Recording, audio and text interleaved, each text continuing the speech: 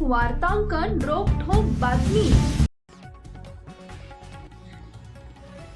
उत्सव साजरा करताना कायदेशीर बाबींचं उल्लंघन होऊ नये, कोणीही कायदा हातात घेऊ नये। आजूबाजूला एखादी अप्रिय घटना किंवा बेकायदेशीर बाब घडत असल्यास नागरिकांनी आणि शांतता समितीच्या सदस्यांनी पोलिसांना माहिती द्यावी। यासाठी पोलीस प्रशासन सज्ज असून 6 विशेष पथक नेमण्यात आले आहेत। तसेच 24 तास नाकाबंदी असेल अशी माहिती पोलीस आयुक्त एम राजकुमार यांनी दिली आहे।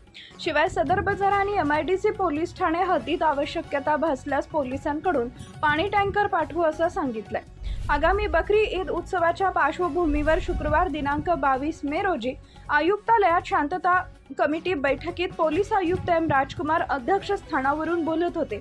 यावेळी अल्पसंख्याक विभागाचे सदस्य वसीम बुरान, पोलीस उपायुक्त डॉक्टर अश्विनी पाटील, प्रीतम यावलकर, सोलापूर महानगरपालिकेचे सारिका अंकुलवार, तपन डंके, RTOचे विजय पाटील, पशुसंवर्धन विभागाचे तांबडे, धर्मादाय आयुक्त कार्यालयाचे निरीक्षक देशमुख, महावितरणचे कार्यकारी अभियंता राजकुमार पाटील, अग्निशामक अधिकारी समीर पाटील, मंडई निरीक्षक खाजप्पा कट्टीमनी आदींची प्रमुख उपस्थिती होती।